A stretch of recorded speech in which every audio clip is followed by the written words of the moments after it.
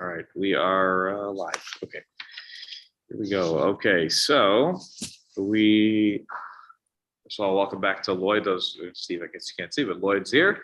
So we'll have to maybe at the top point I'll have to explain a few things just to some certain terminology that just to make sure everyone's on the same page. Because now for those who have been learning this topic over the last number of weeks.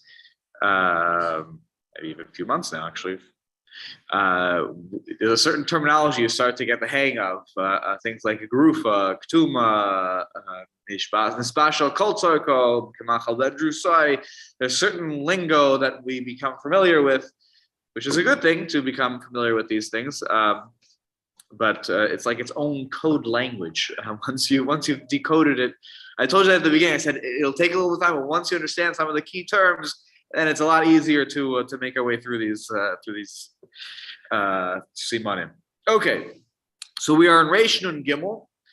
We were in the midst of Sif Beis, so it's page Chaf Beis if you're using the packet or probably any standard Mishnah Berurah book. And we last left off. We finished the comment Sifkat Nun Ches in the Mishnah Berurah. I promised you at the end of last week. It's one of the good things about recording the previous year is I always go back to the last 2-3 minutes of the previous year, just so I can see exactly where we left off. Now I have to start to try to remember where it was. So the last comment that the Mishnah Berurah made in Sif Kata Nun Ches was the Imyesh Eishbak. It's like 3 lines on the bottom of the page, I think, right? 3 lines at the end of the line. Imyesh Eishbakira, Ayin Simon Shin Yud Ches Sif Tezvav. So he just said we'd said that if there was we talked about that if you put it in terms of returning food to the fire on Shabbos.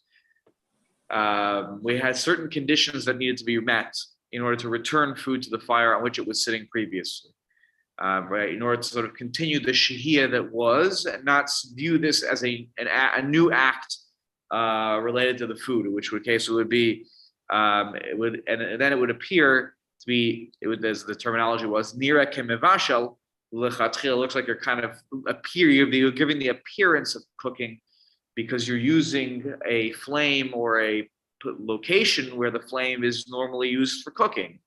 So as long as though it's really a continuation of the shehiyah, which is ultimately achieved by ensuring that the conditions, and we'll go over this, don't worry, ensuring the conditions of Chazar, of returning are met. Remember, those ones were that you had it was still boiling, though we mentioned that the Ramah really holds in Shin Yud Ches that it could probably cool off quite a bit and still return to the fire.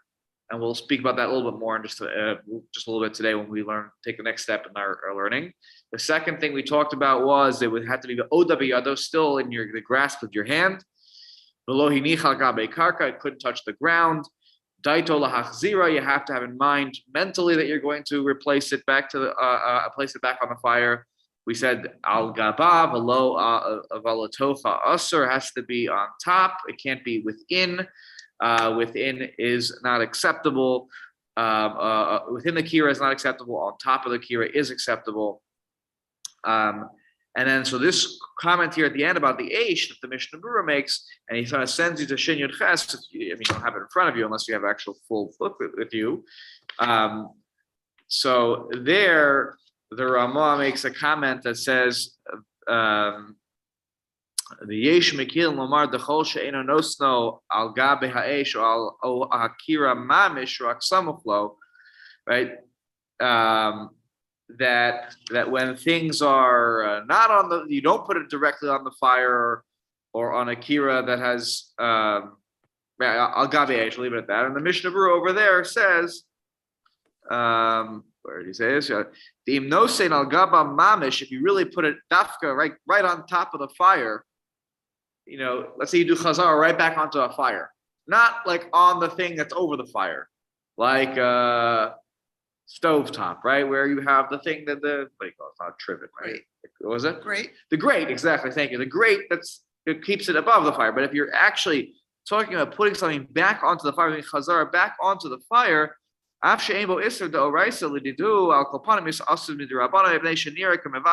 don't like that because when you put something right onto a fire, like directly onto a fire, so I don't like that. He says that looks like it's just midrabanan. It looks like it's cooking, even though yes, they're not doing anything wrong, and also the coals are right there. Good chance to play with them. Though again, if you're talking about playing with the coals, that means it wasn't garuf v'kotum, which is really two other important necessary conditions in order to do chazar. It has to be, again, garuf means that the coals have to be raked either out or to the side, something like that, of the oven. And kotum means that the ashes, you sprinkle the ashes, you cover the coals with ashes. Again, in perhaps both those scenarios, the oven doesn't necessarily cool down unless you hold that you rake the coals out instead of rake them to the side of the oven. But anyways, putting things directly on the fire, that's what he's referencing here.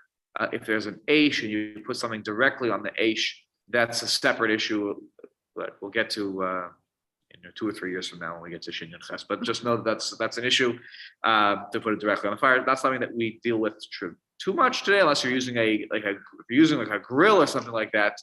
Which, if you're playing around with a grill on Shabbos, there's so many issues that using a grill on Shabbos that not even worth it. So yeah. How does this apply to an electric stove where you have a coil? Mm-hmm. You could keep it on low. There's no open fire, but it is used for cooking. Right. But it's almost blechi because there's nothing, like it's just a. Right, you're saying it's just that a warm surface, basically. It's a warm surface, right? So or any of those, I don't know what you call them, the stovetops that don't have anything on them. They're just right. They're just the circle right. on the yeah. So certainly you can't return food if it sort of wasn't, if it's not a continuation of the shahiyah that was, right? Okay. If you had shahiyah going on such an implement, such a thing, you put it on a stove with a high thing. It's an electric coil, right? And then before Shabbos, you lower it to the lowest. Lowest, right? Then how does this apply? So the reality is that, like, I'm going to use a cholent for example. If you have a cholent and you remove it from the heating element, right? It's the insert goes right onto the heating element. You can put the cholent back. I don't see why this would be different if you had the food on there and then you left it there, let's say for Shabbos lunch or Friday night. You want it to be super hot, and then you want to put it back on. I think so long as you meet the conditions. At 4, you're not eating till 7. Right? Maybe exactly. So there's no reason. I think that. Yeah, based on everything we've learned, I think you should be able to do that so long as you fulfill these conditions that we discussed here. You kind of like take it off and you're holding it, and somebody scoops it out, and then you put it back on. I would think that I don't think this whole statement about the Aish would apply. I don't know. As they're saying, is that would this thing about Aish be an issue, because you're not really talking about coals here. You're talking about an electric coil. That's the one question I have in my head. I want to double check with Fosik before I give a final answer. I think the issue with an open fire is you can't regulate the heat, and the fire hits the pot. Right, correct. Here you're saying you control that, you turned it down, right? And the other thing you would have to have, by the way, there needs to be a situation here where the knobs, the dials are covered. The dials would need to be covered. Right. If you've done that though, then I think that there's definitely room to say it's okay.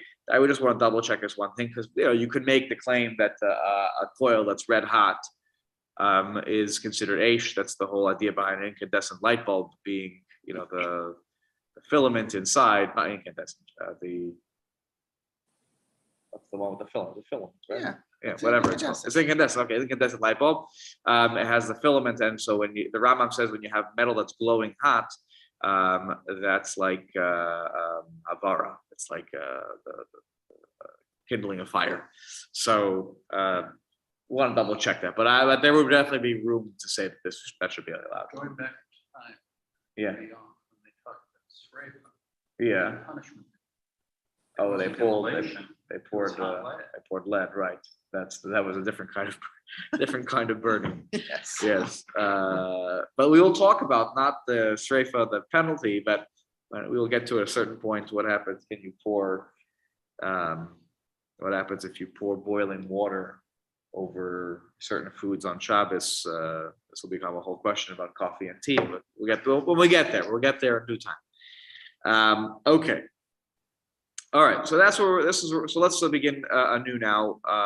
Back up on top in the Shulchan Aruch. We're up to the sentence that begins with uvetanur asur. So it's the middle of the fourth line after the period where there's a nun tes in the parentheses.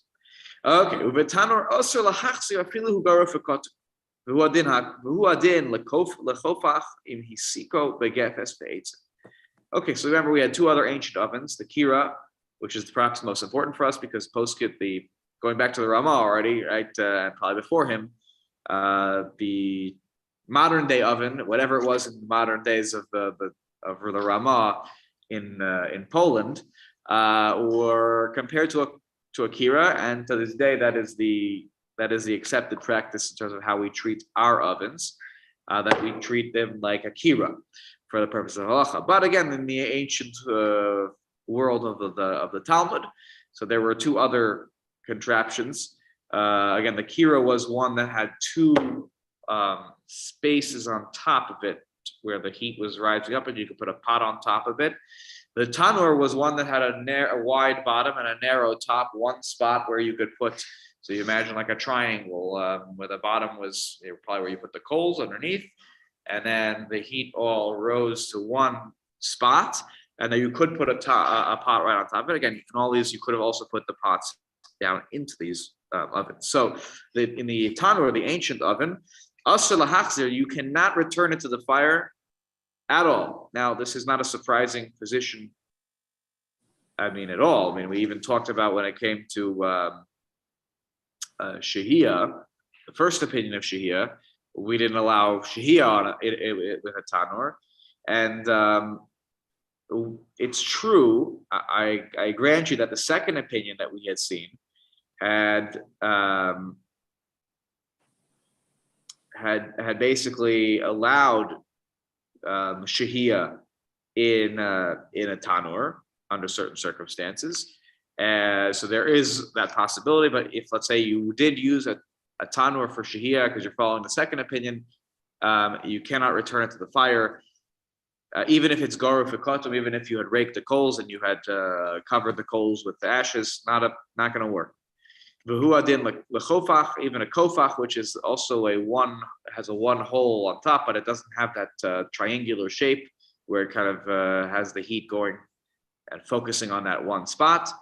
And that's the case for a kofach as well. If the fuel for the fire under the kofach, this ancient kind of oven, was gefes ve'etzim, was the peat, the olive peat, which I guess burned nicely, and also the wood, which of course we know is a great source for fire, then it would not be allowed. You cannot use that for chazara. Let's just quickly look at the Mishnah Berurah. This is a little bit of a repetition from the shehiyah chapter. V'tanur nuntes afil husak bekasha b'gvava. Even if the fuel of that fire was, am I forgetting the English word for this? Straw.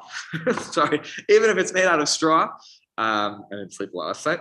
Even if it's made out of straw, there's nothing you can do to make this a heter. It's just not going to work because the heat is too intense, and you'll still play with the fire even if it's garuf akatum. They were still worried you were going to play with it because it doesn't take much to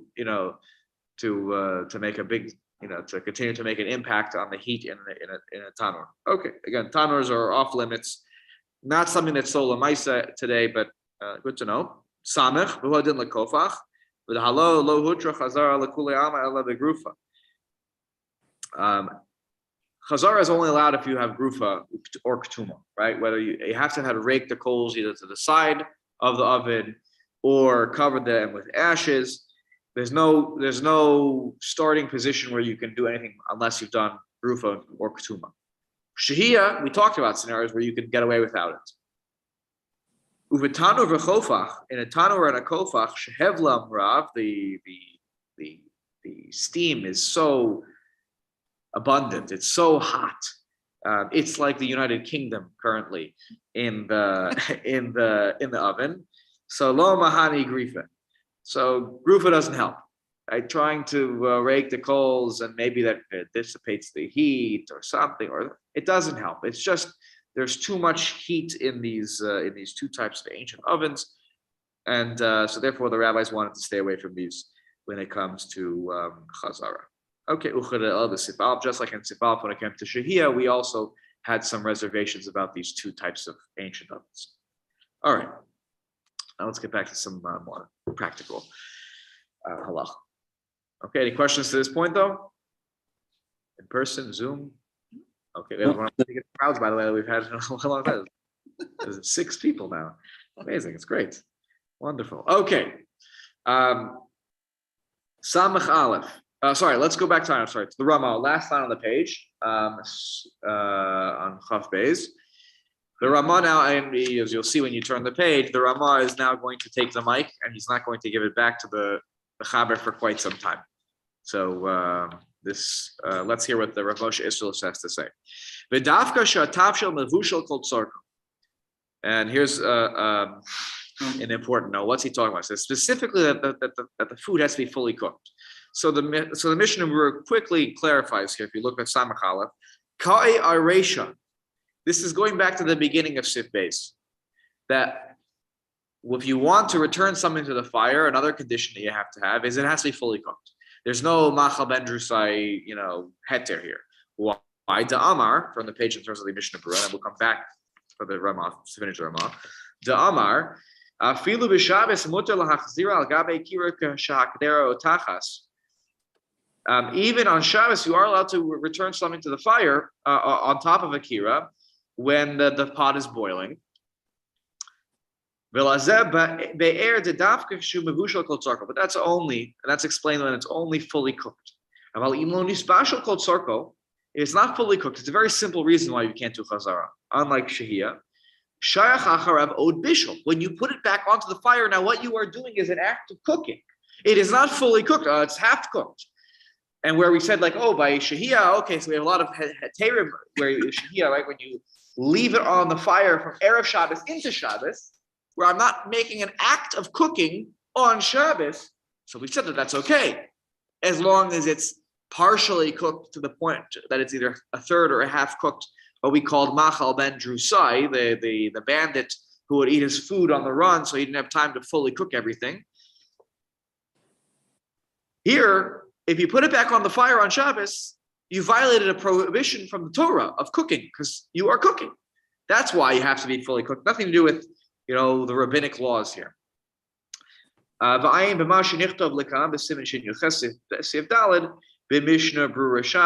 there also talks about this issue again of that it needs to be fully cooked. Here comes the topic, by the way, in Sivdal over there, where I think Hinda, you had asked me, what is the deal with sort of bishul achar bishul when it's a liquid? I think it was you. Yeah. So here it's abundantly clear. I learned this.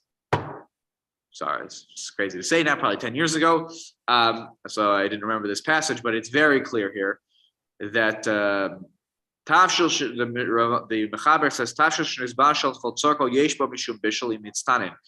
Even if it's fully cooked, there is bishul if it cools down. The Ramah says, no, maybe v'yesh dafka imitztamik v'yafilo. That's only if it's going to get the continuation is good. That's usually with a liquid. The Ramah that the Mechaber then continues, if it's not fully cooked, but it's even cooked to the point where it's machal ben drusai. It's this minimally cooked food. It's sort of edible. If you're really in a desperate situation, shayach bo bishul. Bishul is relevant, meaning a dough raisa is a bishul is relevant. Afilu ba'odo rotech. Even if it's still hot, like it's bubbling, but it's not fully cooked yet, and I take it off and I put it back on, that's called bishul. V'hani milisha yesh bo bishul achar bishul. That's because there's bishul after there's bizhavshul shari.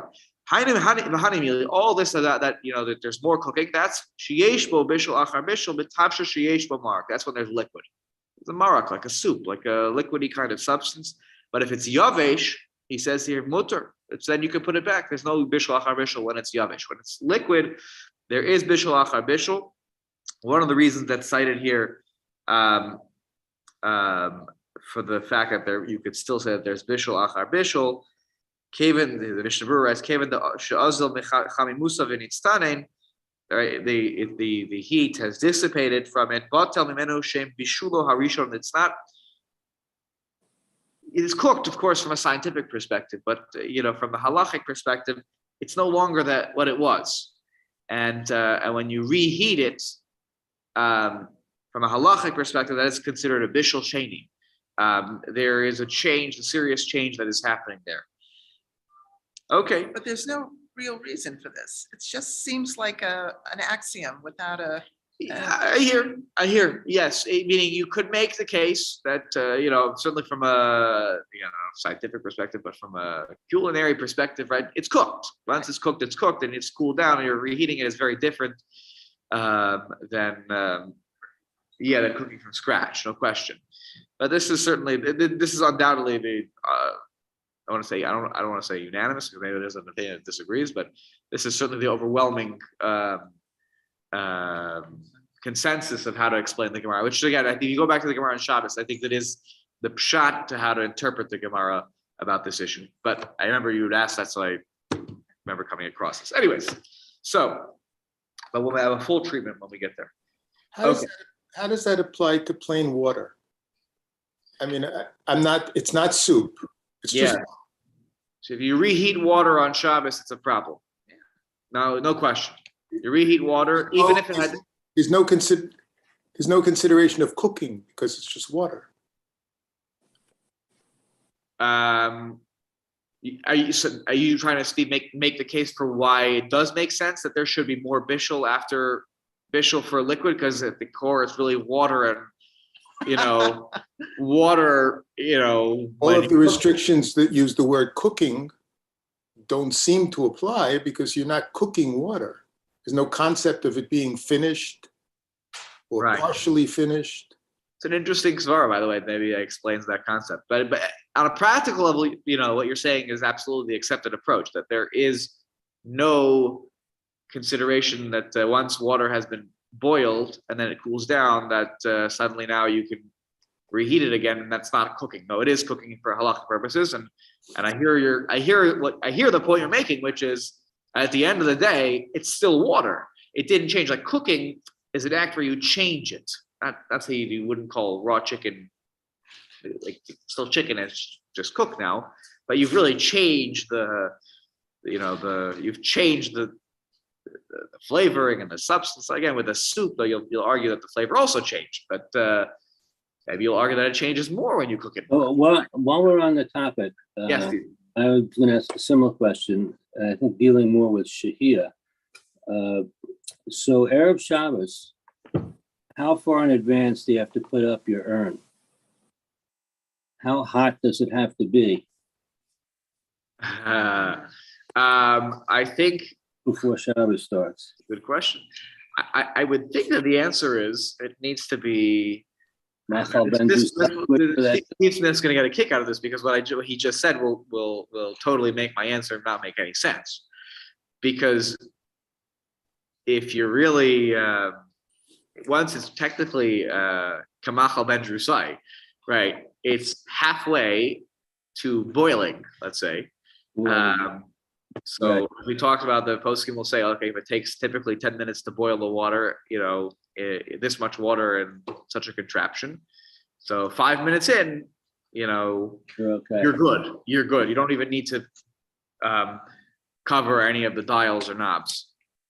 Though I would argue that if you have a Shabbos mode, and that is in a sense effectively does grufa ketuma in our modern day, so then you don't have to worry at all. Right. The good thing about shahiyah is that if you do grufa ketuma, everything's on the table.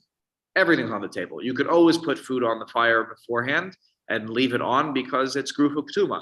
If you want to avoid the grufa ketuma question, that's when you need kamachal ben drusai according to the second opinion. So if you have one of these contraptions that gets the job done with a Shabbos mode, then I think you're in good standing there to put that on even 2 minutes before Shabbos. Okay, good question. Okay, where were we here? Let's go back to the Ramah. So this bottom of the previous page. So if it's fully cooked, the az mutter. Turn the page again. Sorry, mutter lahachzir afil kira acheres. You could then put it on a different kira, meaning you don't have to do chazara. Remember, in some ways you say, okay, it's a continuation of the shahiyah, but you don't have to dafka put it back onto the same flame. You could put it. If let's say you're a family that's very, very frum, and you have 2 kiras because it's a milcha kira and a fleishig kira. And the chas v'shalom, the milcha kira should ever touch the fleishig kira. But okay, when you're reheating, Don't laugh. Yeah, exactly, right? They were already thinking about the modern day questions that we have today. So you can put it on another kira too, not a problem.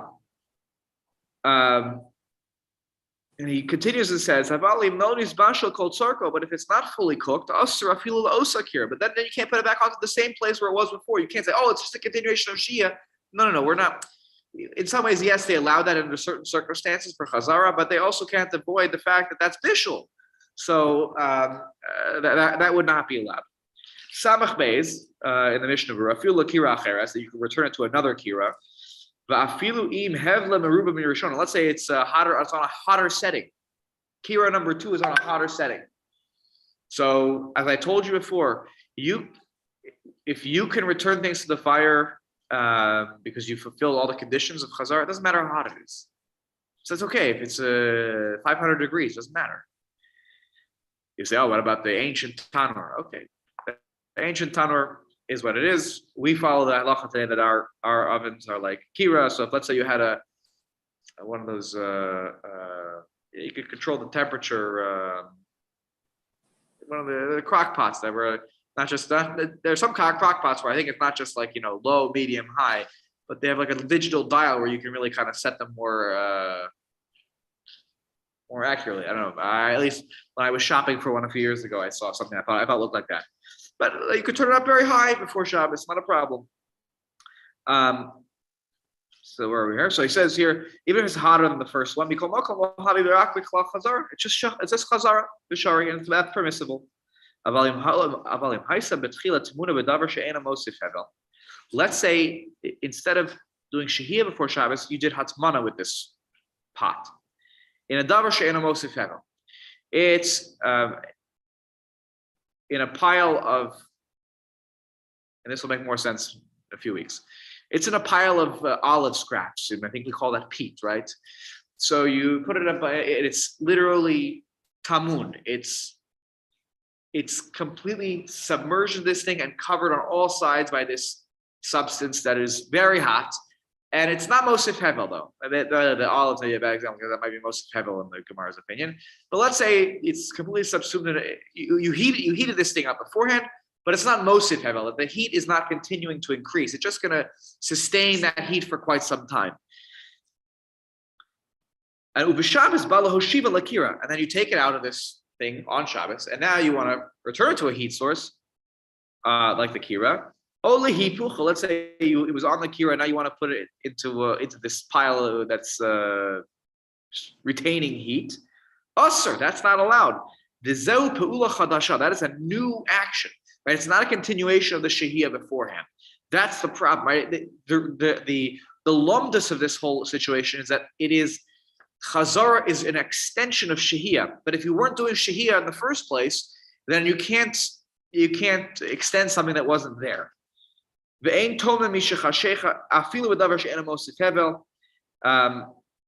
you're not allowed to do, certainly in the reverse situation where you do hatmana, after you take it off the kira and you do the hatmana, when we get to Siman Reishon and Zayin, you'll see hatmana is not allowed at all on Shabbos. Whether it's Mosif Hevel or Ein Mosif Hevel, whether the heat source is sort of continuing to pump heat into the situation, or it's that's not there and it's just retaining heat, that is not going to be allowed on Shabbos. We'll get there when we get there. But so there's no. Basically, it has to go from Shahiyah to Chazara. There's no order that can happen otherwise. Back to the Rama. V'yesh Omrim. Okay, we have Yesh Omrim here. There are those that say the Chol Ze'eno, that this is what I'm about to introduce to you is a whopper of a kula based on interpretation of the Ran Rabbeinu Nisim. But this was something that I remember Willig when I was giving shir, Bishul B'Shabbos shir in fourth year of my smicha, and I had already done Bishul actually with Rabbi Weider and his shir in great depth. This kula, I remember Rabbi Weider talked about this as well. This kula, my Rebbe had relied upon this kula for a certain period of time when technology wasn't what it was yet, and Rav Soloveitchik was known for using this kula. And I remember calling it the Bostoner kula or something like that, the Bostoner heter or something. Okay, Rav Soloveitchik was from Boston once he moved from Europe, and so this, on a logical level, I will admit to you, is not the simple reading of the Gemara, but it is a reading of the Gemara. So let's read it. Yesh Omrim, the Chol Ze'ena Asur Rak Kishenitolo Min Hakira Mi Ba'ojom V'lo Hechaziro Ad Shechashecha. When do you need the conditions of Chazara?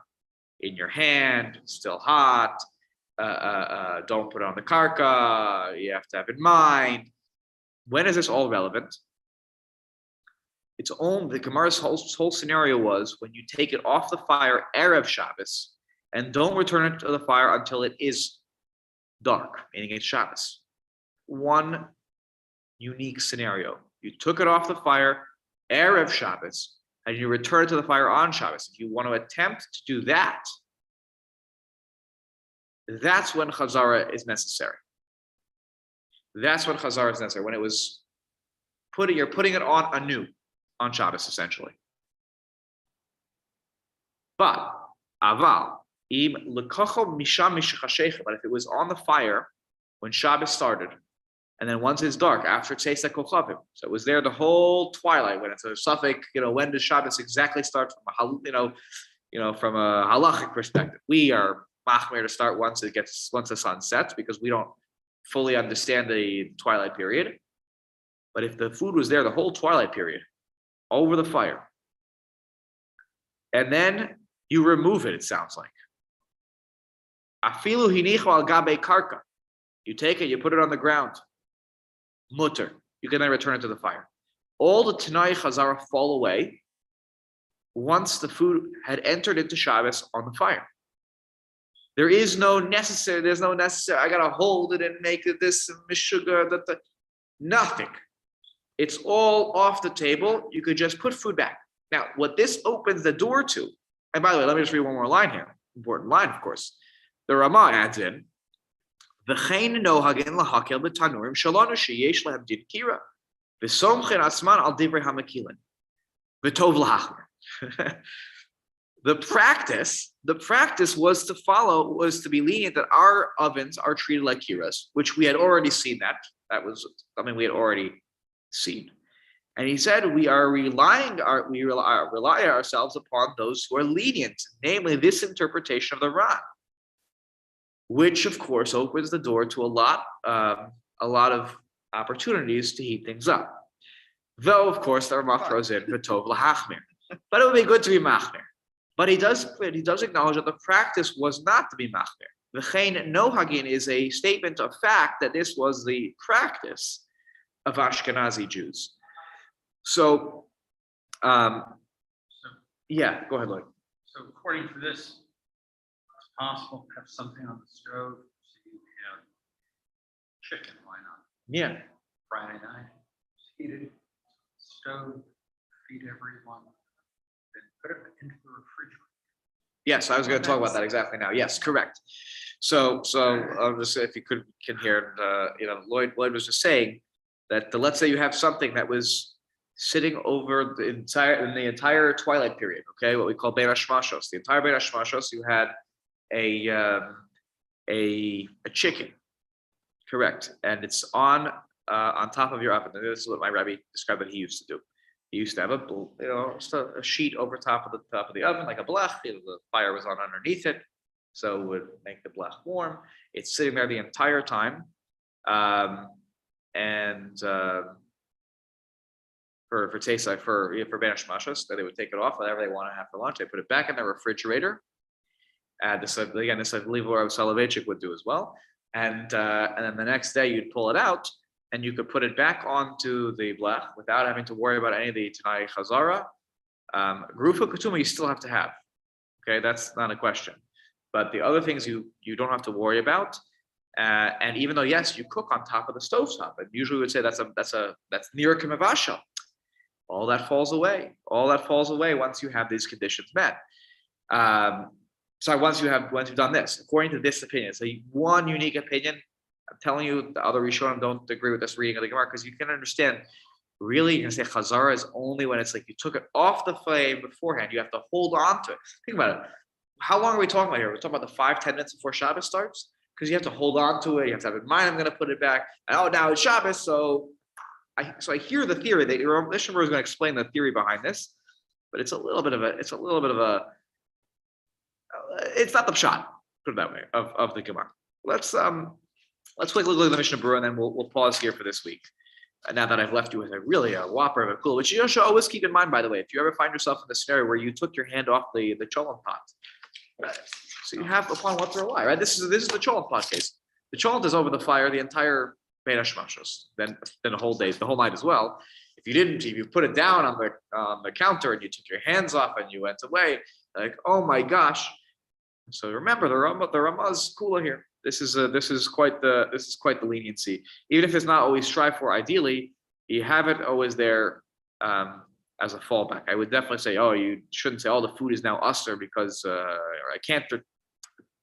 You'll remember if this is going to ruin your lunch because you took it off for the kids and you scooped it for them, and now your guests are not coming for 2 hours, and you're worried the cholent's going to be cold, and now I ruined Chazara. So you have this kind of sitting there. Look at Samach Gimel. It says here, Perush. This whole condition that it has to be in your hand, they have to have in mind to return it. That's what's on the table here. That's what you don't need anymore. But he quickly, again, clarifies, as I said a moment ago, the Garu Fakatum is still an issue here because that's a whole fear of the stoking the coals. That's a very different consideration. And therefore, that is necessary even if you're relying on this. So if you're going to have that blech on top of the stovetop, as again my Rebbe used to do when before there were such things as warming trays, which were like warming instruments or warming drawers, right? Then you'd have a blech, you cover the knobs of the stovetop, and then you're good to go. Okay. When you take it off the kira, this is the Ran's interpretation. Friday, returning it on Shabbos, that's when these applied. The Kevin Shlohoyahan Hanatila b'Shabbos near Chazaraso.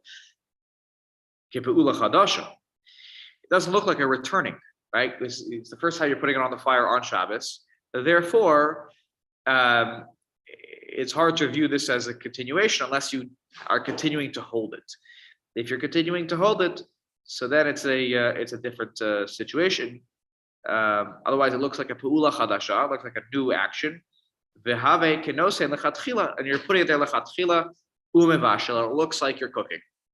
Looks like you're cooking. Mishum hachin matzvachin al kol panim odena biyada. That's why it has to at least stay in your hand the whole time. Chai gavna and other conditions like that.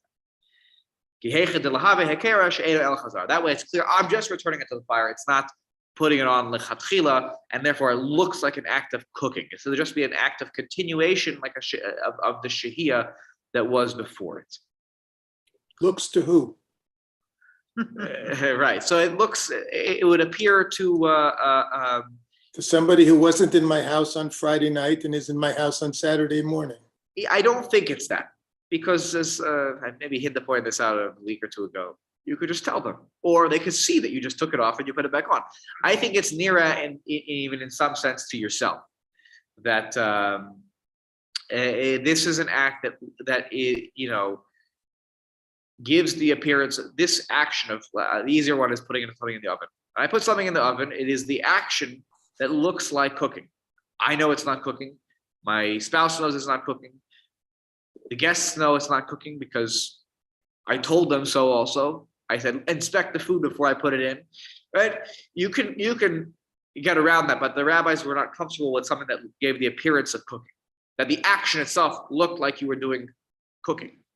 And that is whether I think that some people here have taken issue with this with the rabbis and unhappy about it, but that is undoubtedly their interpretation. And you look in the Gemara, that is I don't know if it's Rashi or he jumps on this right at the beginning of the third parak of Masechah Shabbos, that it's nira kemevashel. And the other consideration that's going on here is that it's that's necessary, is that it's gorah for kotum. So that's why if you have a warming drawer, nobody in their right mind cooks in a warming drawer. People just don't. It's a fact. You know, you don't cook in a warming drawer. They probably tell you in the instruction manual, They do. don't try it. It's not going to work. A warming tray. I have a warming tray. Nobody cooks on a warming tray. Even if you could, by the way, if people don't, it doesn't give the appearance of cooking. A blech on top of a stovetop, sure, I cook on a stovetop. You cook. We make eggs on our stovetop. We make pancakes, but on a warming tray or on a warming drawer, you don't do these kinds of things. That's why you don't even need any of this stuff. That's the invention of those is to say that no one could mistake this as cooking, but you do need to go for kotum on those, and that's why chazara onto those is not an issue. You don't need to worry because there's no mistaking. There's no mistaking it. Well, we'll get there. We're still in the world of chazara, where you're returning, food to a fire where you do cook in that spot. Here you can even do that as long as it was on the fire during the Bein Hashmashos period. Okay. Okay, let's pause here. I know we have 3 more comments in the Mishnah Berurah, but I have to go. We'll just review that last point about the Minhag Yisrael being such. You'll see here, or there's a mention of the word cholent in the Mishnah Berurah in Samach Vav. He spells it. So if you're looking for the spelling of cholent for a ksuba, now you have the spelling of how to spell cholent. We'll continue this topic. The Rama has much more to say, as you see, and there'll be an interesting topic that relates to davening on Friday nights. What happens if the community takes in Shabbos?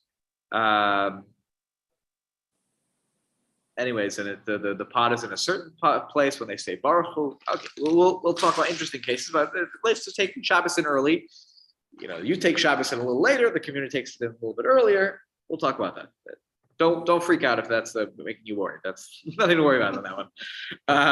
But hopefully we've covered a lot of the important substance of this.